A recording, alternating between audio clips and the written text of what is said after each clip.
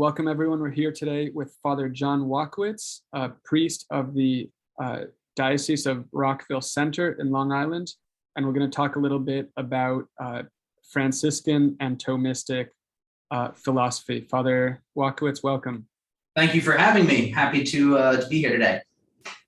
All right, so let's jump right into it. I've been reading the Philosophy of Saint Bonaventure by Etienne Gilson, and it's a bit of a first introduction really to me to Franciscan philosophy. We all get a lot of exposure to Saint Thomas Aquinas, Thomistic philosophy, but there's obviously this whole other rich branch in the church of thinking along the Franciscan line. So can you, just as a first step, give us a little bit of Thomistic and Franciscan philosophies? What are the big differences and the outline there of each?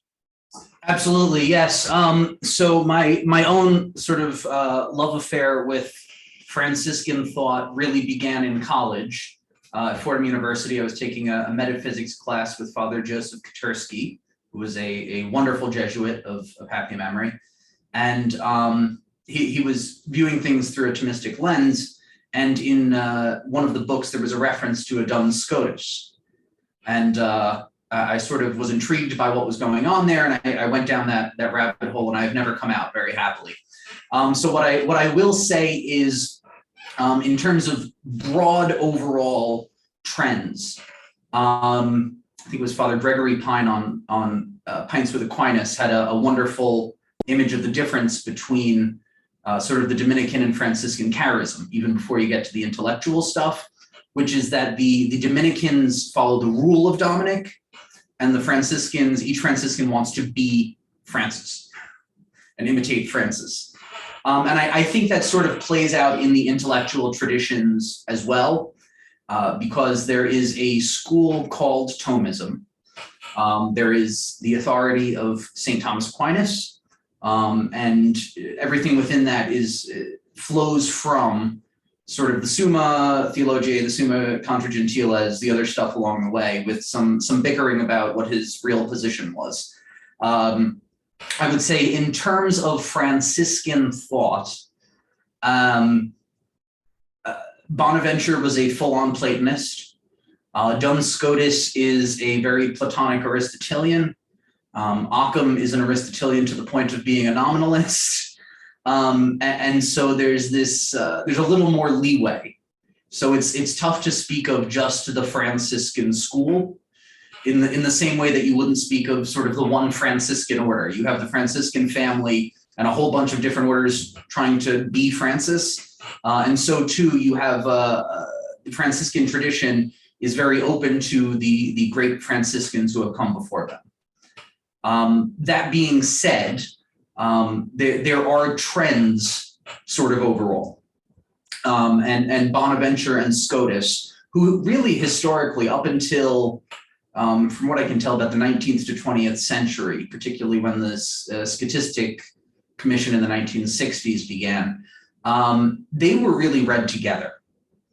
And so Bonaventure and Scotus were sort of seen as complements to each other. Where there were differences, different communities would sort of tend towards one or the other, but they were very comfortable drawing from both. And I think that the differences in my reading are very sort of overstated for academic publishing purposes, if I may be cynical. But I think that ultimately, when we speak of Thomism or the Franciscan school, what we're trying to do is speak about mystery in coherent terms. And so when you want to speak about the divine essence and the divine will and individuation and things like this, we're limited finite creatures and we're grasping at things. And ultimately, I think that it's good that the church doesn't really crack down on the epistemological or metaphysical squabbles among some of her children. All right, so give me a little bit of background on the context. Obviously, Thomas and Bonaventure were contemporaries what were in that, scholastic medieval context, what were some of the contemporary controversies, questions, etc., that drove each of them into the positions that they held? Sure. There's a number of things going on. First is just historically in Western Europe, you have the fall of the Western Empire, and the monastic really rebuild. I shouldn't even say rebuilding. The monastic sort of creation of Europe and of Christendom. And what you end up with are these cathedral schools. So the monasteries were the places of learning. And as stability continues and the cathedrals build up, you end up with these cathedral schools. And out of those develop the university. And so you suddenly have clergy, these new mendicant orders, for example, the diocesan clergy, who all of a sudden aren't monks or aren't cathedral canons, but are basically academics. And so there's a great opportunity to really delve into specifics and things like that in a way that hadn't been. You have the rediscovery of Aristotle in what really begins in the East, in the Levant, and ends up in Islamic Iberia, and then funnels its way up, both in the East and the West, into Constantinople and Paris. So you have this huge addressing of what had essentially been Christianity had really been very heavily Platonic. There's now a lot of Aristotelian influence. Whether or not that was from Aristotle or commentaries that were ascribed to him, but there's still a great deal going on there. You have the rise of the mendicant orders. And so both Saints Bonaventure and Thomas Aquinas are involved in the defense of the mendicant orders. So sometimes their theology is set apart, but in reality, many of the diocesan clergy who were sort of attacking the principle of mendicant life, Aquinas and Bonaventure would have been on the same side and would have had those discussions and been very friendly there. You have the East and West divide, the matter of the filioque, the matter of the papacy, matter of sort of the understanding of the Trinity, and everything flows from that. And a number of the medievals, that is a focus that I think doesn't always get brought up in a modern context. But you have medieval councils that are repeatedly trying to reestablish that unity that Christ intended. And ultimately, you still have within Europe, you have Islam in Iberia. And so a lot of the philosophical works, whether they're coming from Averroes or Avicenna in the Islamic thought, Maimonides is the principal medieval Jewish thinker there, but defenses of the Trinity, of what it means to be a person, things like that are still very important. So it's an exciting time. Europe is stable. Europe, there's the agricultural revolution that had occurred a few centuries forward. You have a rise of urbanization of the university, of the mendicant orders, innovations sort of going on in architecture and art. And this is the context where we are. So with this infusion of Aristotelian thought, Aristotelian inspired thinking, the general contours and the sort of stereotyped way of looking at it is Aquinas and the Dominicans were open to Aristotle, and Bonaventure and the Franciscans were not. They were more Platonist and Augustinian. Can you clear up the backgrounds there? First, what are what's at stake in Aristotle or Plato kind of as your philosophical foundation, and then how did each of these schools further develop that? Yes. So historically, again, it's easy to look back sort of through modern lenses. And I think one of the things I've discovered in my continued encounters with these thinkers is the lines are not as clearly drawn as we tend to draw today. And so for example, Plotinus, who's a figure of late antiquity, who's sort of known as the father of Neoplatonism. No one at the time considered that Neoplatonism. They just considered it Platonism. And he is drawing on Aristotle's categories. So is he an Aristotelian or a Platonist? So there was a little more fluidity than we often give credit for. What I would say overall, the trend, I think, comes down to the relationship among sort of God and the Logos and creation. And so really sort of Platonic emanation, you run the risk of submitting God to the Logos. In terms of Aristotle, of submitting the Logos to God. And as we know, John's Gospel identifies the two. But with the things that flow from that, in terms of Platonic stuff, I think if you look at the heresies, you can sort of see what the dangers might be. So Arianism is more or less Neoplatonism with some Christian terminology. The subjectionism there, the Gnosticism that can flow from that are sort of the tendencies that you would want to avoid in Platonic thought. In terms of Aristotle, we have a very clear case, the Paris condemnation of 1277 by the local bishop there, whose name always escapes me, but it was very French.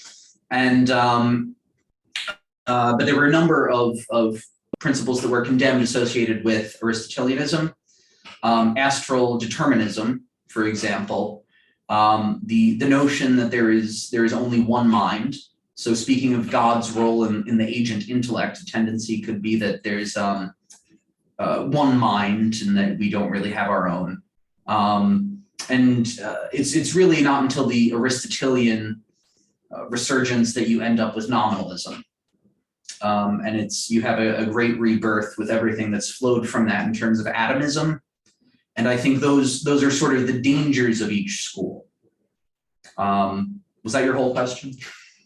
Yeah, well, so one point that Etienne Gilson makes in talking about Saint Bonaventure is that fundamentally, at the end of the day, he might use, as you were saying, use Aristotelian categories. So it's not that he's, I'm a Platonist and nothing about Aristotle, but fundamentally he distrusted Aristotle's lack of exemplarity, and exemplarity being something that has to do with sort of the Platonic ideas, and I guess in the Christian and Augustinian context, ideas in the mind of God as a sort of first principle or source of things in the creation. So could you go a little bit into that question of exemplarity and what's at stake there?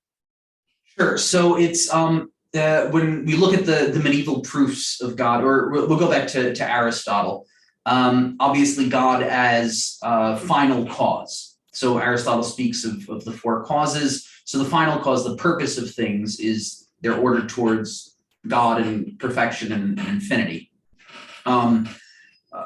I think Bradshaw in Aristotle East and West makes a very good case that Aristotle also views God as the first cause in terms of efficient causality. I know I'm not an Aristotle scholar. I know there's a debate about that, but I read that book and I thought he made a good case, so I'll go with it. So in terms of efficient cause, so, there was nothing, there's something, efficient cause. When we speak about exemplarism, we're speaking of basically, I'm going to say something and then explain it. So it's formal causality, but vertically, not horizontally.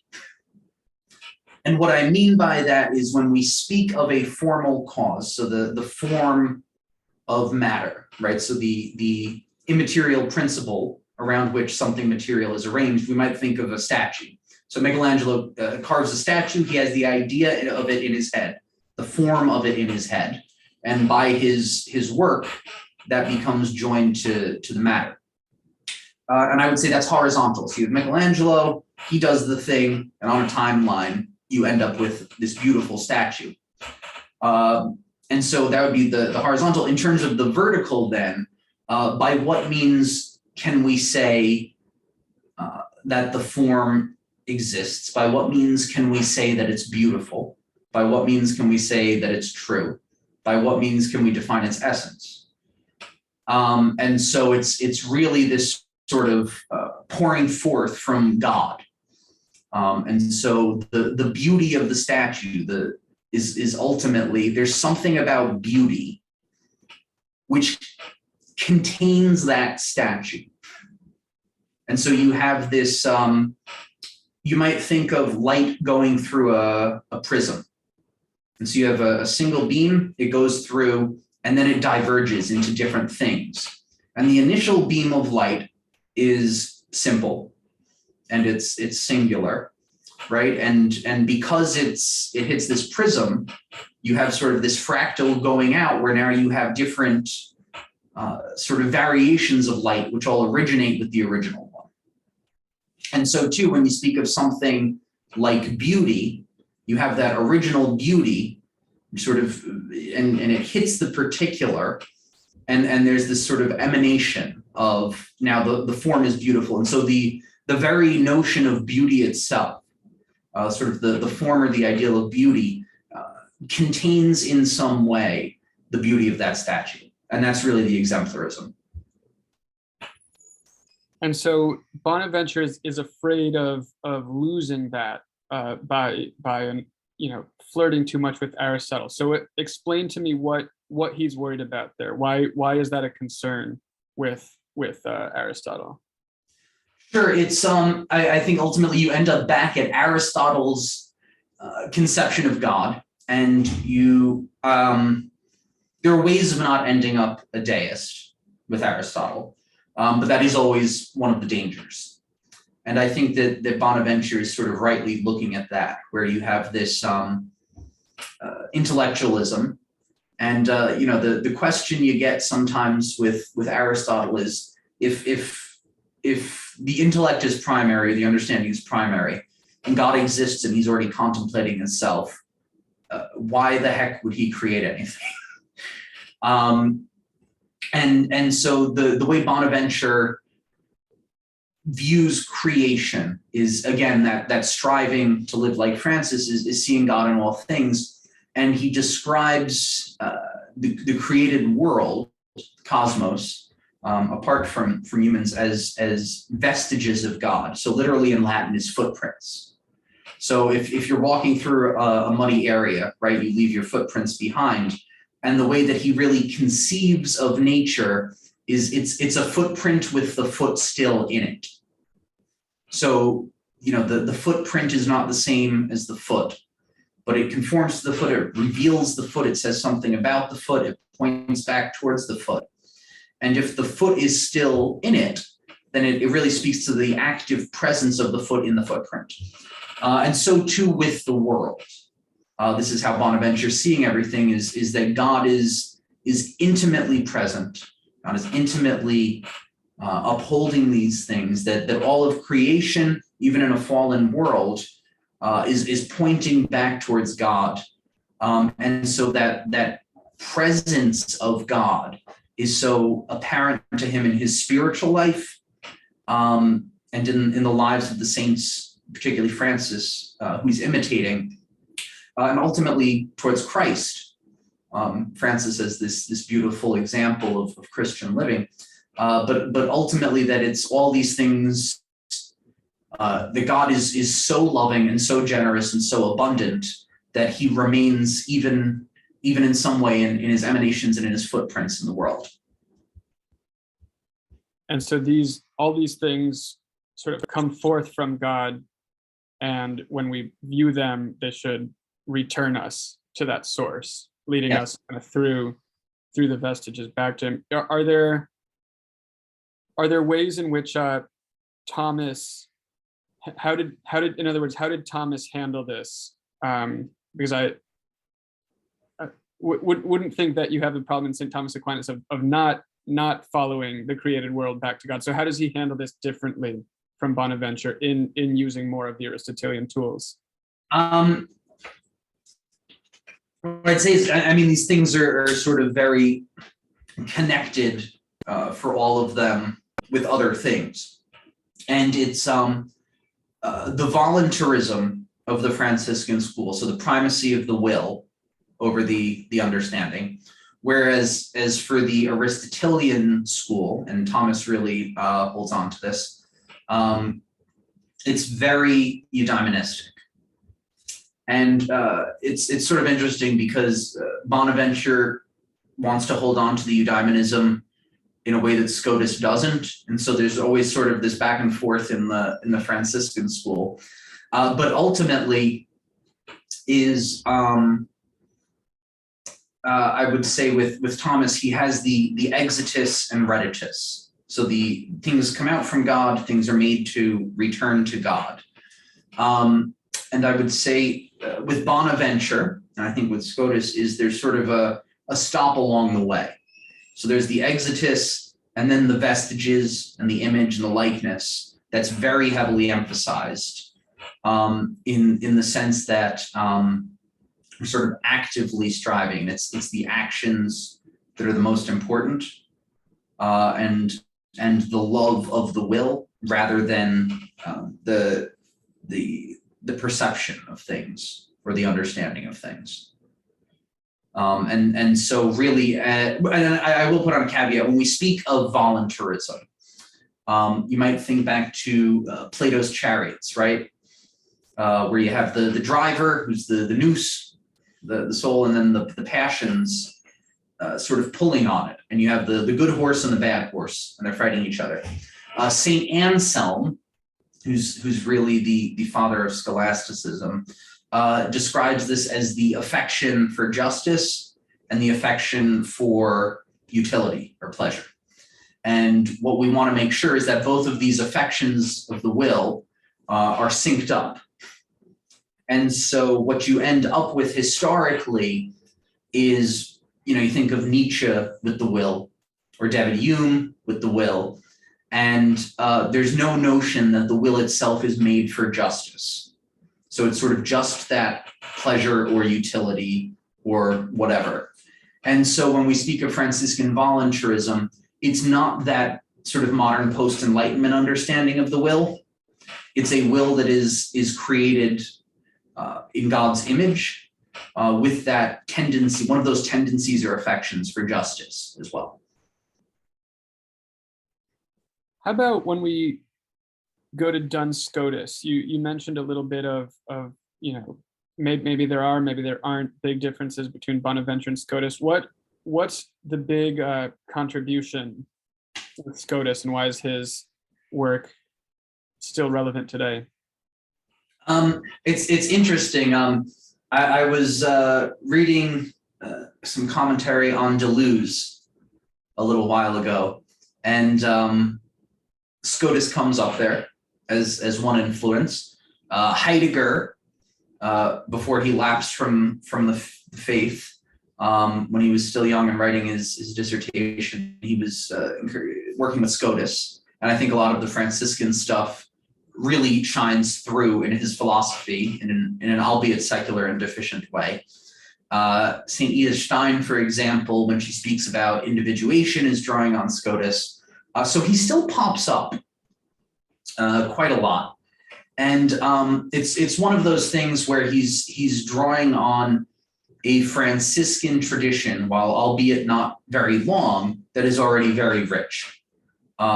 Not just in its spirituality and piety, but also in its intellectual life. Robert Grosseteste, Bonaventure, obviously, Peter John Olivey, who is not canonized by any stretch of the imagination, but still his writings exerted an influence.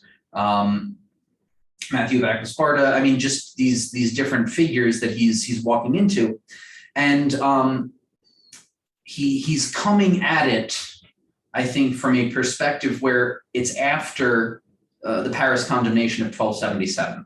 So both Bonaventure and Aquinas enter into eternal life in 1274. Scotus is really writing in the generation after that. So in 1277, you have sort of the condemnation of certain principles associated with Aristotelianism, which is clarifying ultimately, of sort of what are our boundaries for working with Aristotle. And so the focus can really become on, okay, we don't have to debate X or Y. We know it's Y. Let's sort that out. And so one of, I would say, philosophically, is he retains the Augustinian emphasis on perception and psychology and self-consciousness. And so one of the things that he's going to speak of that comes up a lot is the univocity of being. You'd say, well, one of the things with the Thomist school is that when we speak of different types of being, the most obviously being God's divine being and our own limited created being, is that the term is used analogically. So you have the analogy of being. At the root of Scotus's thought really is that being is present to me. It's this Augustinian sort of psychology. And so whether I'm confronting divine or human being, whether I'm confronting something sensible or intellectual, at the root of it is it's present to me, and therefore it is. And I'm using that the same way. And that's the univocity of being, is underlying these things. The formal distinction is another thing that he's known for. So a real distinction. So for example, that chair and that chair are different chairs. It's a real distinction. You have, prior to that, even the conceptual distinction. So the morning star and the evening star, for example, when they come up as the same star, there's same referent, but a different sense used. And then you have, he introduces what ends up being a very influential concept of the formal distinction, where within the individual, the things are not really distinct, and yet they have these different ratios, they have these different forms, and you still see that Platonic influence, where there's multiple things going on. So one of the examples that he'll use, so the Thomist school, my understanding is that the human soul is not simple. The Franciscans actually hold to that, in part because of the formal distinction. And so the soul itself is simple. And so in that way, it's an image of God. But it has these different powers, which have these different sort of forms, and yet in reality, the soul itself, the soul is simple. So you have the formal distinction there. Big thing is his principle of individuation. And this is one of those things that, again, with Deleuze or Teresa Benedicta of the Cross, Edith Stein is going to come up, which is, why is that chair not that chair? They're both chairs. The same common nature going on. What's going on here? And ultimately, I mean, the Dominican answer, well, the Thomistic answer was that matter individuates. And again, we see the influence, even on an Aristotelian like Scotus, of the Platonic thought, which is, well, you have a lower thing, a lower means of creation, sort of matter, acting on a higher one. That doesn't make sense, right? The immaterial acts on the material. And so he has this notion of you have these common natures, and then you have a hic-seity, as it ends up being described. So the Latin word for this is hic. So it's a thisness, and every individual thing has its own thisness, or its own hic-seity. And I think maybe the best way to think of that would be if you have a wire that's running along, and you can bend it in a particular direction. So you can bend it this way, or you can bend it this way. And at the risk of getting a little trippy, imagine you had that one wire and you could bend it multiple ways at the same time. So you would have it bending this way, and at the same time bending this way, and at the same time bending this way. And it would still be that one same wire, but it would be this bend or this bend or this bend. And so in terms of individuating common natures, he says there has to be thisness, there has to be a particularity about it. And in that sense, then it's God really wills the individual. And God, when God is conceiving of human nature, for example, it includes the individual and includes each thisness. And so I think that in that sense, there's a great emphasis on the individual person, where I can speak in terms of ethics, of perhaps an ideal of human and the virtues that flow from that, and rightly so. But ultimately, God has not created this thing called human and sort of set these rules, and then I fall under it. It's that God, the laws, the virtues, all these things are really created in some sense with me in mind and for me. And I think there's a beautiful dynamism then between the universal and the particular, that there's a real inseparability there. When you say thisness, I hear a little bit of those echoes of Heidegger, of the idea of the Dasein, right? The being there of things. Is that what you're talking about when you see influences of Scotus thought in Heidegger, or where does that manifest? Yeah, definitely with that. I think one of the things I mentioned Peter John Olivy earlier, and one of the things that he really focused on in his own writings, he's a medieval Franciscan, is attention, which is, something could be in the room and it's not present to me. And yet there's something connected to my will that I have chosen to focus in a direction. There it's present to me. And he really sort of looks into, again, within that voluntarist school of the connection between the will and perception and self-consciousness. And so, for example, when Heidegger speaks of things being at hand, that there's a telos, that there's a purpose that is intimately connected to my will, again, you see the Franciscan influence in his thought.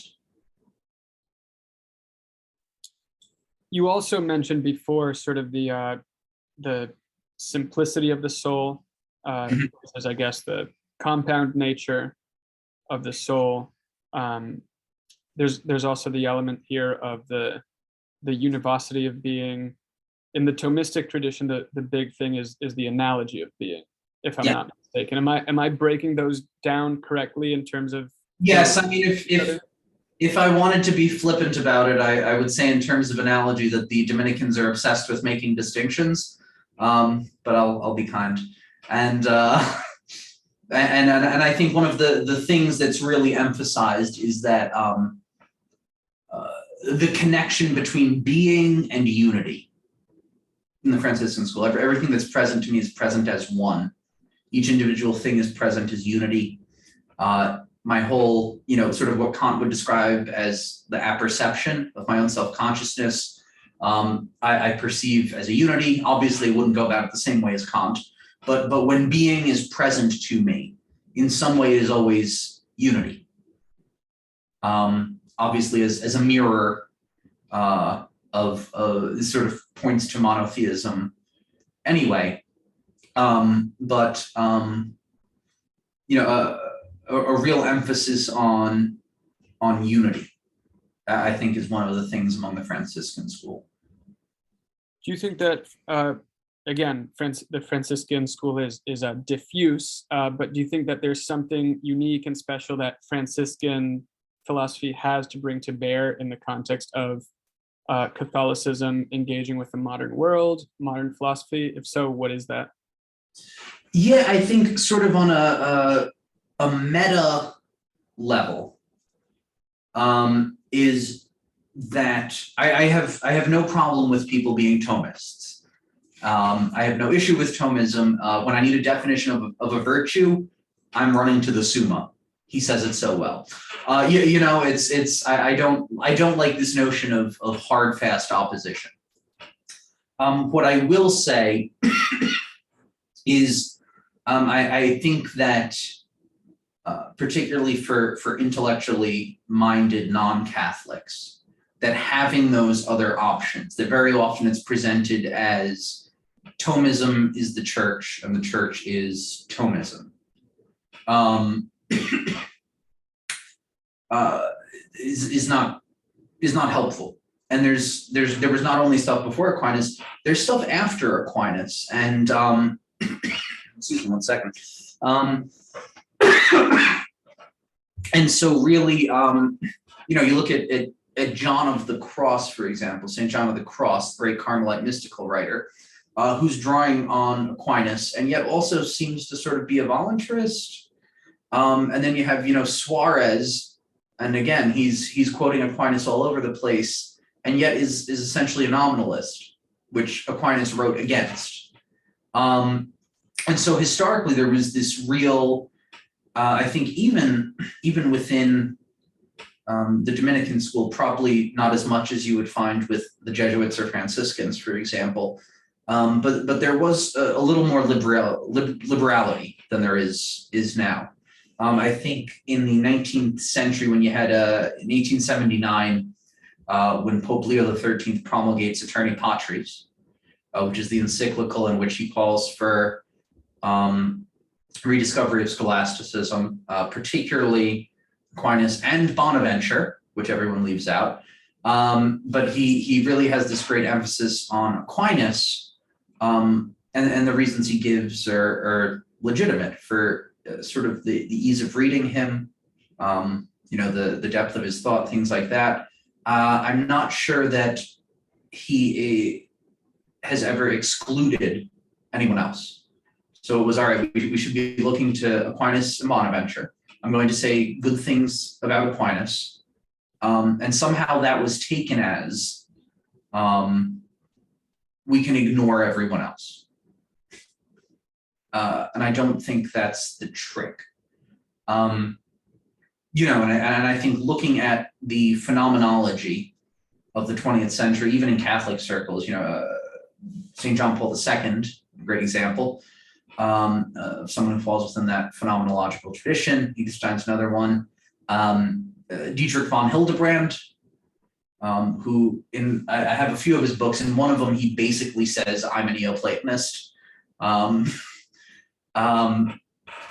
I think this emphasis, particularly in a modern context, on a sort of Augustinian-derived Bonaventurian scotistic strain on self-consciousness, on self-knowledge, on what is my experience of having a desire? What is my experience of having a will? I think is something in my own experience, and I know with friends who practice the faith, is something that is very good, and that I don't think Thomism necessarily excludes, but I think it's not present in a lot of modern Thomism. Couple aspects there. One is, I've heard sort of the grand narrative, however true it might be, that you've got sort of Thomism is responding to Enlightenment philosophy, mm-hmm. Kant, right? Aeterni Patris sort of crowns Thomism as the thing to do, and then Vatican II is, well, we're tired of all this Thomism, react against it. How true is that narrative, and help us give a little more subtlety there? Yeah, it's you don't want to forget the suppression of the Jesuits, which is more or less concurrent with the influence of Enlightenment thought. And obviously the Dominicans and Franciscans and some of the Augustinians, some of the other teaching orders continued. The Jesuits for decades were shut down everywhere except Russia. fun aside, Catherine the Great actually said that she would take in the Jesuits, and she sort of stuck it to the Pope, and to the point that she actually discovered that in order to create I forget if it was a novitiate or a seminary, that you needed a papal primate or legate, there was something. So she writes to Rome and says that she wants this primate or legate and that she wants good relations, yada, yada, yada. And the Pope jumps at this and he goes, oh, good, maybe Orthodoxy is Russian Orthodoxy, we can work something out here. And as soon as she gets that legate from Rome, who has the authority to establish the House of Formation, she does it for the Jesuits. So everywhere except Russia, so the Pope had to respond, and so everywhere except Russia, the Jesuits were suppressed because Catherine the Great had a silly sense of humor. But in any event, the suppression of the Jesuits really took the wind out of the sails of Catholic intellectual life in Europe in a huge way. They had been so caught up in so much of academia, ecclesial things, secular, what we would call secular politics. I mean, at the time, obviously, you're dealing with Catholic kingdoms or things like that. It's different, but that was huge, and so you end up with this situation now where these Enlightenment thinkers are sort of launching attacks on the church. This trickles into, I mean, the French Revolution. Napoleon is a huge thing there. I mean, he sends his brother into Rome. I mean, the 19th century, we forget really up until the Lateran Treaty with Mussolini, pretty much from the time of Napoleon, the Pope was locked in the Vatican. It's absolutely the landscape is very, very stark. And so in Western Europe. And so really sort of the push for Thomism, again, because the Dominicans had retained, the Jesuits were always a little more picking from wherever they wanted. But don't forget the French Revolution, you have Carmelite monasteries getting burned, nuns getting their head chopped off. There's such a pullback from genuine Catholic intellectual life. And yet the Dominicans, who were formed in a huge way for study and preaching, remained. And so I think it makes sense that the real first resurrection of Catholic intellectual life is going to be Thomism. And in that sense, it was a good thing. I mean, certainly you see a lot of things take off after that, especially, I think just on a meta level, one of the things with Aeterni Patris is you have a Pope saying, please think. Like we need to think. And that's great. And there were a lot of good fruits of that. In terms of the narrative of, Vatican II is tossing out Thomism. Don't forget, after Aeterni Patris, for example, in the Franciscan order, you would still have the manuals. So seminarians, religious, would go through formation with these manuals, as they were called. And it was, a lot of them were sort of Q&A format, like super advanced catechisms for grownups, with philosophical questions and things like that. But it wasn't just Thomism in the manuals. The Jesuits had their manuals, the Dominicans had theirs, the Franciscans had theirs. And I think that there was very rightly a sense that there had been such a paradigm shift and so many new things going on that at the end of the day, if you're a priest going to a university, and a priest in the parish, a well-read parish, and someone is coming up to you saying, look, Nietzsche says X, Y, Z, Sartre says X, Y, Z, what's going on here? And you go, hang on, let me translate the Latin from my 15th century manual. You're not really engaging with what the currents in thought are. And so in that sense, I think even, Vatican II, the document on priestly formation, for example, explicitly says that seminarians should encounter sort of the modern trends in thought. I don't know why anyone would have an issue with that. And so I think I think we've discussed this. I don't think that there's any actual errors in the documents of Vatican II. I have full on hermeneutic continuity. And so I think that it's, there is a perfect storm of things going on that aren't council documents, where you end up in a situation where if they had actually done what the document said, I think that you would have had a beautiful flourishing and a rebirth in a healthy way of a lot of the intellectual traditions of the church in a way that are in dialogue with the modern world. Well, and I think too, just from this point of view of like, Aristotle versus Plato, Thomas versus Bonaventure or Franciscan thought. I mean, one issue with this, I think, is actually the way that the philosopher Alistair MacIntyre has been read and received. So whether this is, in MacIntyre or not, I think there's a sense in which just as Aristotle supersedes Plato, Aquinas supersedes Augustine, and then Aquinas is the sort of central and like fully developed figure of the Catholic tradition.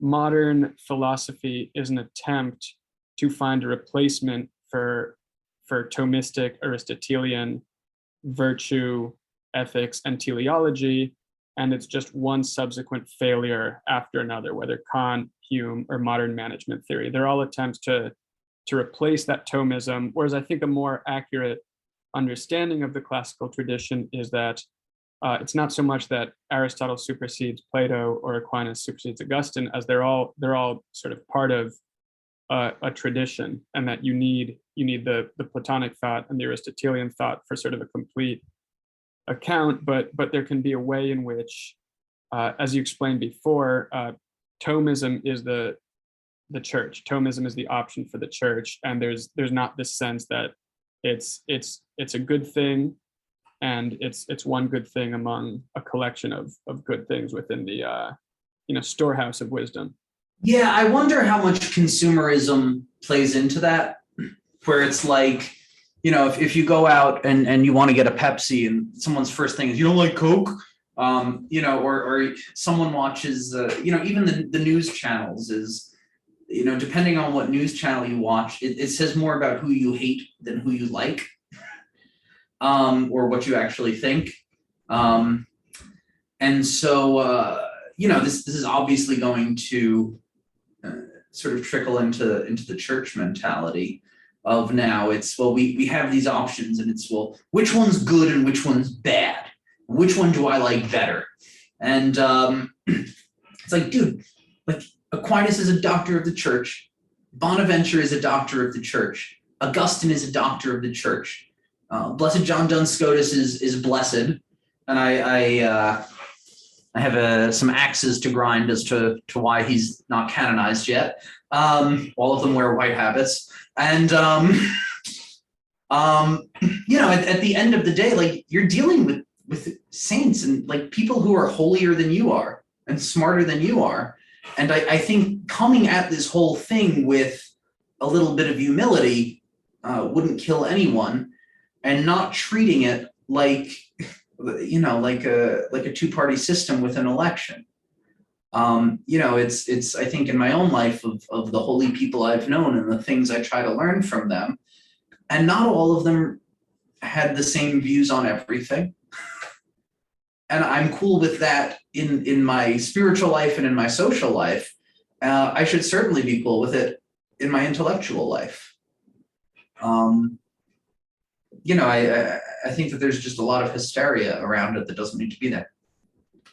All right, so let's finish up on, of course, Scotus is famous for having, I guess, sort of affirmed the Immaculate Conception centuries before it was taken as a doctrine. Can you take us through his doctrine of the Immaculate Conception, and what was there stuff from his wider philosophical system that led him to affirm that? My understanding is that Aquinas didn't so much deny it as just didn't think it was strictly necessary for Christ's birth, but give us a little bit clarity there. What I will say in defense of Aquinas is that one of the theories at the time that he employs is the quickening, as it was called, which is that conception would occur, and then at some point later, the actual rationality of the soul was infused. And so when he speaks about the conception of the Virgin Mary, obviously, this is the understanding he's working on. And so for my understanding from Dominicans I've spoken to is that it's because of that. So you can't say, it would basically be an immaculate quickening and not an immaculate conception.